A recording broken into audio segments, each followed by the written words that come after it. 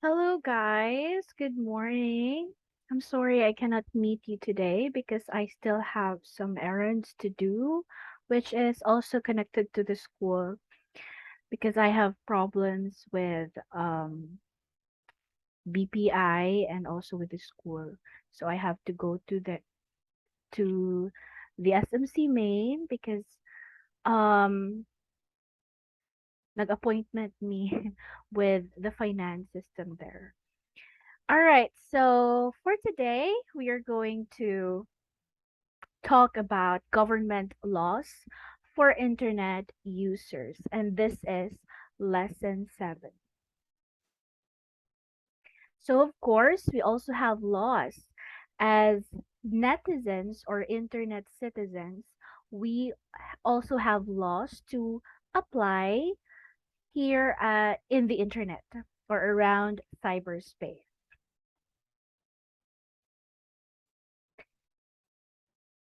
Do you read privacy agreements and terms of use when you create a social media account?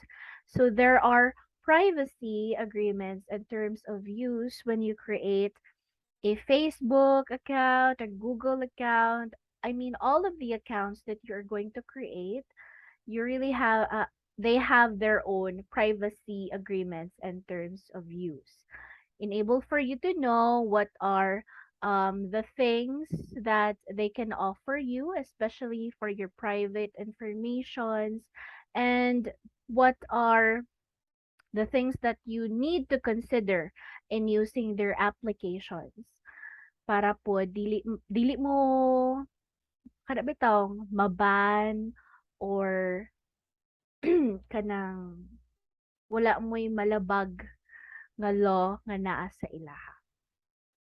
There are limitations in the usage of their applications or websites.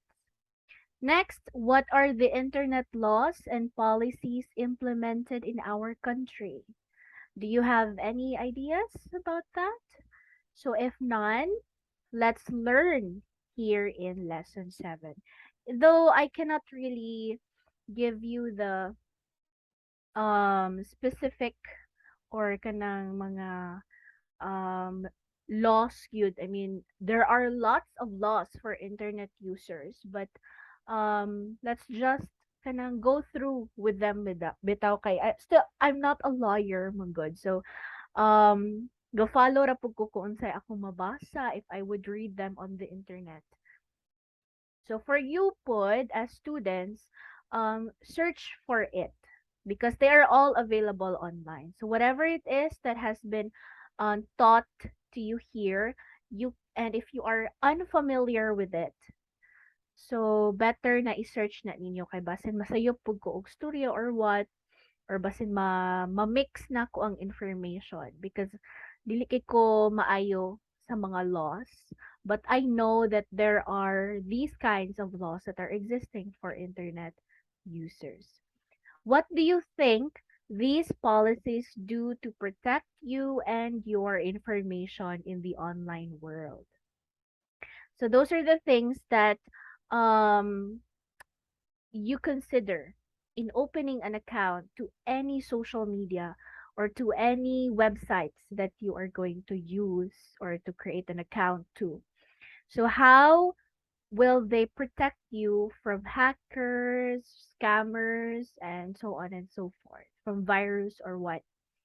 So, dito niyo makita, no? Abi nato na wala lang ni siya. We thought that, ano, pero hindi na taga agree, agree, agree, agree. Next, next, yes, yes, yes.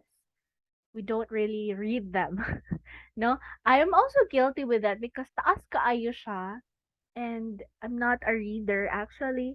So, kind of like agree to them all. But later on, the ay katong si Facebook bitaw, I cannot really remember what year was that, but there was this time that Facebook naa siya policy about your certain information. Pag create mo sa account, diretso na niya ma-share, diretso siya public or what.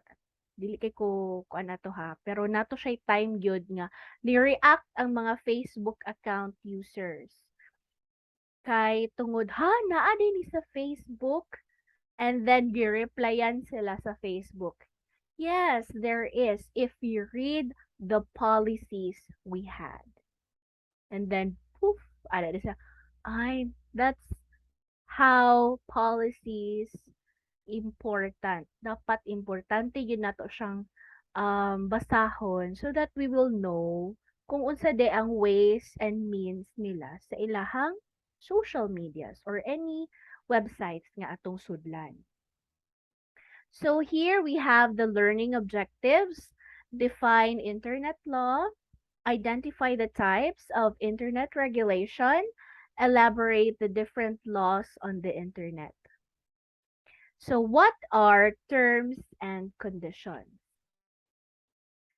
So the terms and conditions are the stipulations of an agreement to protect the user and the service provider before anyone can use its services. And also, these are common on websites offering services.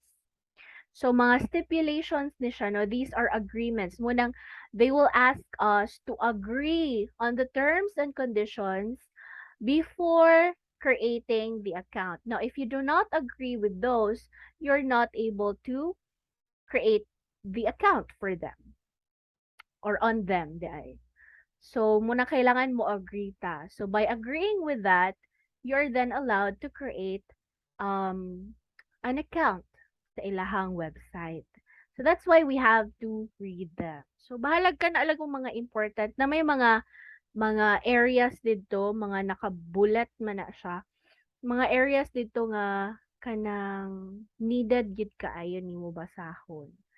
Like mga privacy, mugina siya privacy, mga ways and means nila, if naa ba kay ma-offend, diretso ba ka ban, or can you block someone, or if mo block ka sa isa ka tao, mabalaan ba niya, or what, mga ingana ba?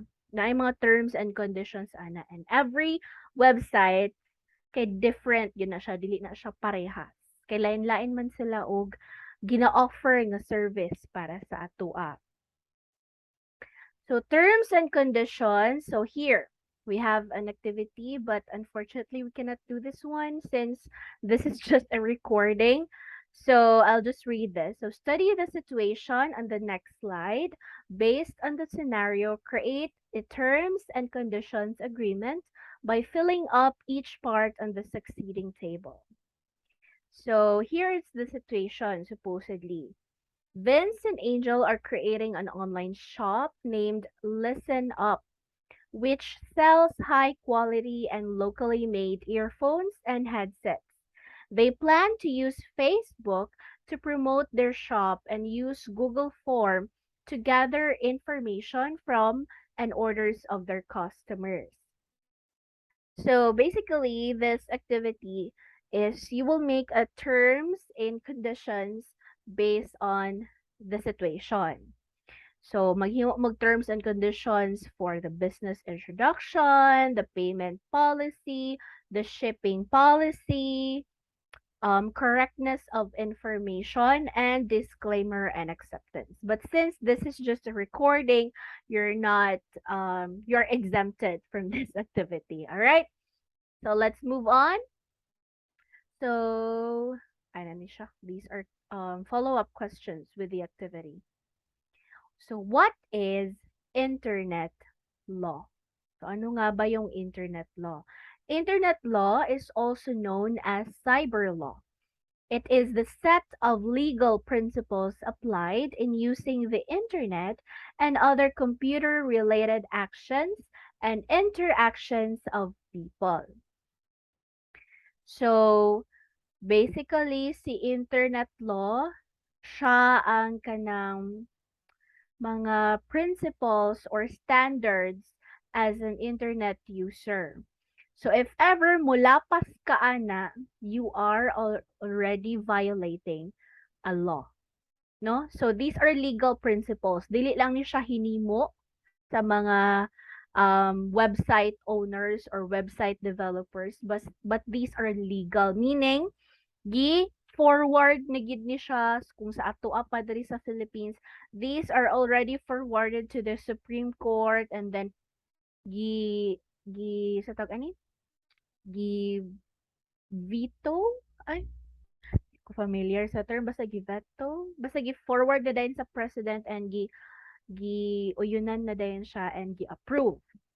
Therefore, it is on the Republic Act na dayon. So naa na siya didto gyud.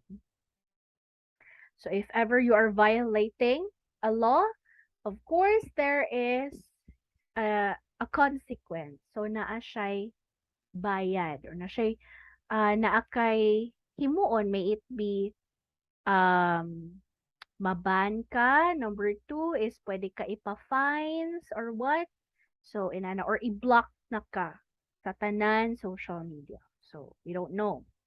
So nana siya dito tanan. Next, what are the different types of internet regulation? So the first type of internet regulation, of course, there are four ways, no? We have laws, architecture, norms, and market regulation. So laws, these are the most common way of regulating the cyber world. Different countries implement and include laws and policies to prevent problems, issues, and crime on the internet. It is important to have different laws to protect people from fraud, identity theft, cyber trafficking, and other technology related crimes. So laws are made to protect us, and also for other people nga to limit themselves. Of course, if there is no law, wala po'y limitation ang tao. Mubuhat sila taman sa ilahang gusto. So if there are laws, that will limit humans or people from doing something. So na mga limitations. Next, architecture. Architecture deals with the information transmission on the internet. It is responsible for limiting or allowing access to data or network. The architecture can regulate the cyber world through the use of firewalls, encryption of data, and other filtering software to avoid misuse and other illegal activities.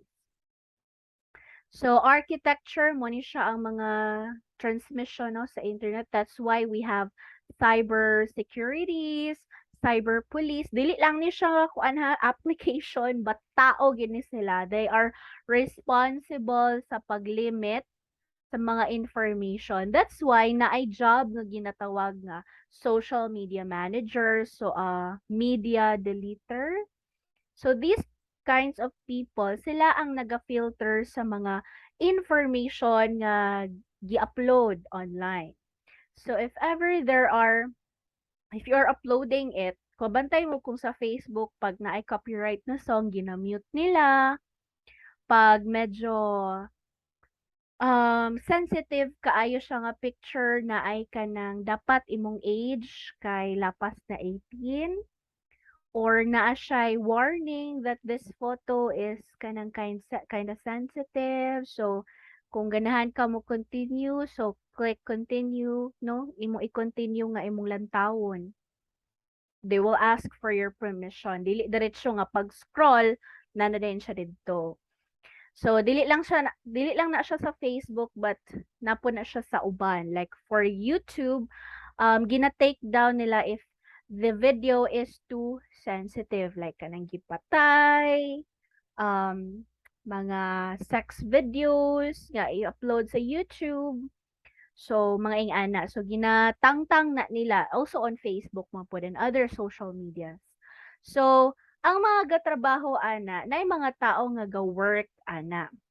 By the time you upload a picture, a video, or a post, any postings, they will be the one to evaluate your post. Kung wala ba siya ni labag sa policies. So if ever nilabag siya sa policies, that's the time they will delete it, and also they will inform the user nga nag-post. They will delete it, and or ilahabang i-mute if naka-copyright ang song or what. So muna siya. They are the ones who limit and allows access to data or network. So sila pud ang nagkuan if ever si Facebook paitan na ay imuhang manghud didto nga 10 years old. So if ever makalabay siya post na SPG, so dili siya ipalantaw ato. Bahala gi-continue niya nga gusto gid siya molantaw, di siya pwede. Kay gidetect sa Facebook nga iyahang age kay underage. Right? So, also the architecture napud na siya firewalls, kana siya mga application na siya nga naka-install sa computer and also to your phones or whatever gadget. Na encryption of data, filtering software. Kani si filtering software na siya sa mga antivirus. Whenever you download something from the internet, gina-block na niya to avoid misuse and other illegal activities. Next, norms. Oops. Okay, norms are all about the standard behavior of people when interacting online. In order to avoid problems, it is better to practice proper netiquette or internet etiquette when connecting to someone online. Aside from netiquette, there are also cultural norms that should be taken into consideration when doing activities online, such as posting a joke that might be racist or sexist. So, dili lang ni siya netiquette or proper behavior, but these are behavior that you should consider to other people nga dili nato parehas og culture. Like if you are talking with someone from another country or even here in the Philippines, we have lots of cultures, no? Daghan kay tag klase-klase nga kultura diri sa Pilipinas.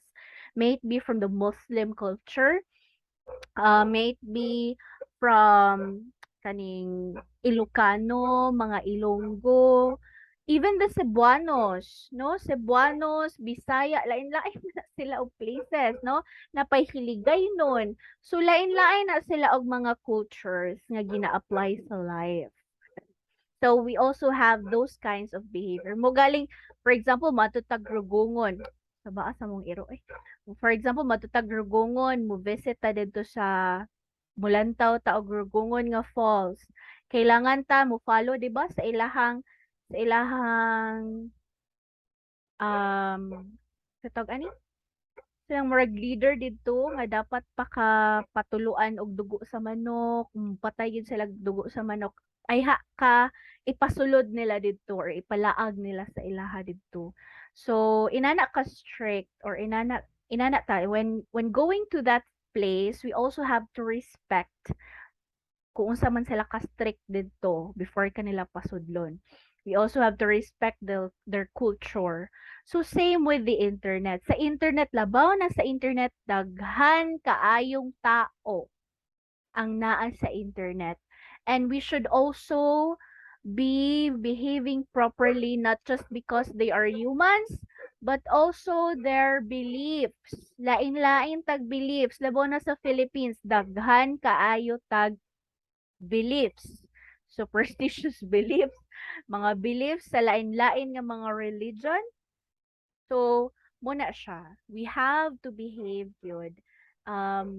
Considering, ano man yung iro eh, considering their cultures, no? So, dapat dili po, dako kay tag i-consider gyud around the internet. So, dapat dili gyud ta magpataka og post para wala tay ma bikil nga tao. Next, market regulation. Market regulation, it drives the cyber world to innovate and improve. Contents, whether on social media or business, are driven by trends. In order to engage users, websites and businesses should create good marketing strategies to take advantage of the cyber world while taking into consideration the laws, architecture, and norms. Okay, market regulation. So from the word market, it's more on business. So si social media nisulod na gyud ang business sa iyaha. So daghan na kay mga entrepreneurs nga nagbaligya online using social medias. That's why more and more and more and more people are using social media because of that. So muna siya market regulation. Si social media dili lang siya pang post, pang stalk si mo crush, but also you could um order ng mga products online. Next, policies for online marketing. So, one of the policies is that it is to prevent deceptive and unfair marketing. So, muna siyang naay mga policies pud na kana bitaw business business accounts sa TikTok. Let's say TikTok kay mo man siya pinakabag-o karon nga nisulod ang online shopping. So, sa policy sa TikTok, kay naay ka nang pwede nimo siya i-kuan for business account ang imuhang TikTok. Pero daghan kay siya policies, daghan siya ginabawal. Si TikTok, inana lang na siya, no? But TikTok is very strict in their policies. So, China, manggod na siya, and China is very strict yun. So, munang daghan kay siya policies, gamay ra bikil kay gina-take down din na nila. They are very strict in following their policies sa TikTok. So in marketing pod sa ilahang pagbaligya-baligya didto sa mga entrepreneurs, they also have their own policies. So in order for it to uh ginahatag nila nga policies to prevent deceptive and unfair marketing. That's why tanan gyud entrepreneurs nga naa didto sa TikTok maningkamot gyud mag-live. Naa na sila quota. Pag dili nimo ma-hit imong hours nga quota sa live per week, dili na kanila ipa-continue. No, maybe there is a warning, pero dili later on pag sige na nimo ginabuhat, dili na kanila ipa-continue pabaligya. Kay dapat you will always hit the quota para dili unfair sa uban. Ang uban nabalaw naghala, nabalaw nagkanang live didto nya walay ni palit. Ikaw nga panagsara nag-live kay daghan kig ni palit, diba? That's really unfair. Na imuha lang style is nindot kay ka mo edit, ana bitaw nindot kay ka mo edit sa imong mga videos para mosulod gyud siya sa FYP or daghan kay ang view, daghan kay ang like. So dili pod. So nagid sila quota. Aside from posting, napud sila quota sa hours sa pag-live dito sa TikTok. And also, dapat at least 1,000 followers ay kang maka-live.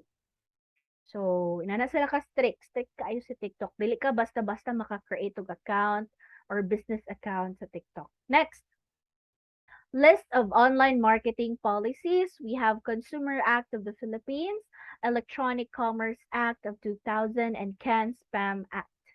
So these are laws already na nana sa Philippines, and you can search them up in Google. So, di na ako na siya explain, no? You can read them up or search them up on Google. So, mugawas ra gyud na siya diretso, and it will give you an overview kung unsa na siya about. Laws for intellectual property. So, intellectual property, mo ni siya ang mga, for example, paintings, drawings, thesis nga gina-publish, mga research nga gi-publish, mga journals, books. So, na siya laws para ana. Labaw na karon that most of the people naga-research na lang online.